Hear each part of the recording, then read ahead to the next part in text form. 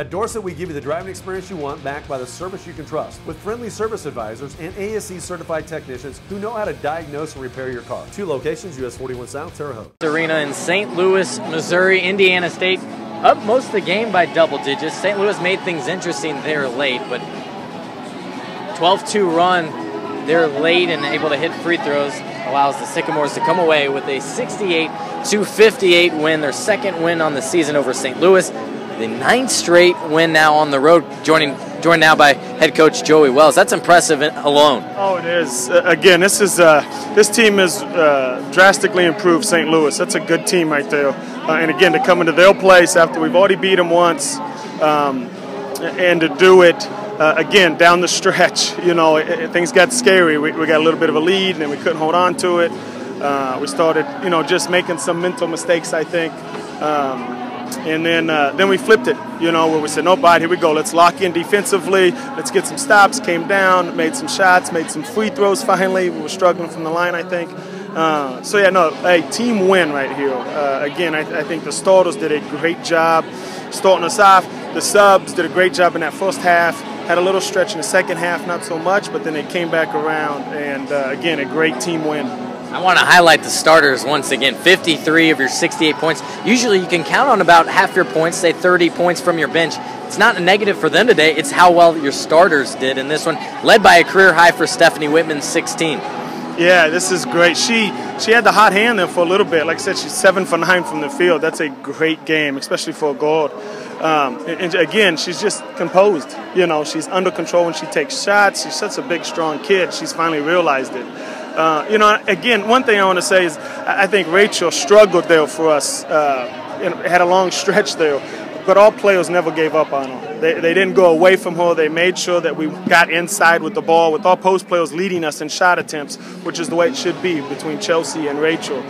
So that shows the maturity of our team, how we've grown. I know the first couple of games we talked about, we need post touches, we need post touches. Now, again, 24 touches for our 2 starting post players. You mentioned some of those struggles down the stretch. Well, it's because she was attracting a double and almost triple team time after time, which shows the respect St. Louis has for your bigs.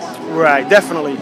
You know, and again, that's one of those deals that we've talked about is we struggle from shooting from the perimeter, and teams know that. I mean, we go 1 for 14 from behind the arc, and we had great looks.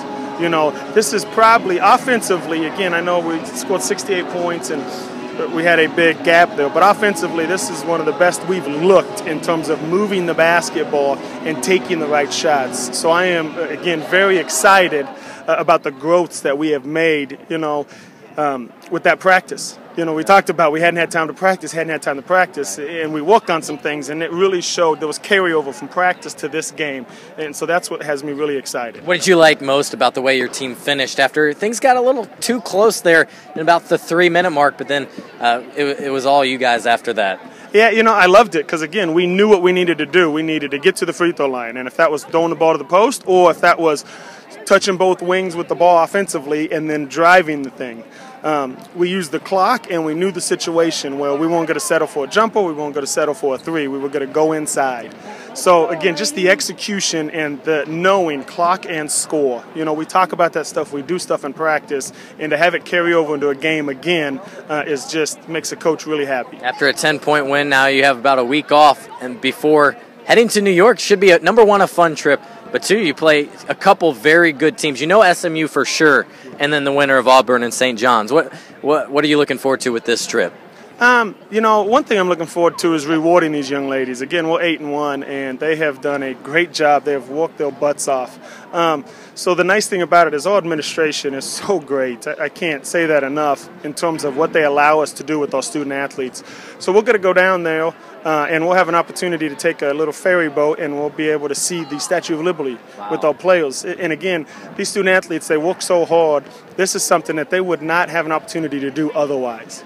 And administratively, there's not a lot of schools that allow you to make sure that your student athletes get culture and, you know, the opportunity to play. So again, administratively, I can't say enough about Indiana State. But I'm looking forward to the competition. I mean, St. John's, I think, is 8-0 right now. SMU is right just above 500, I think, or 6-3. But they're playing really good competition, and it's big schools. You know, so for us, I'm excited for our players to go in there, and I'm looking forward to them understanding we can do this. You know, we have a team that can compete against anybody. So that's what I'm excited most about. Very good. Congratulations on yet another road win, Coach. Thank you so much. Appreciate it. Thank you guys for listening as well. That's Indiana State head coach Joey Wells, improved to 8-1 now on the season.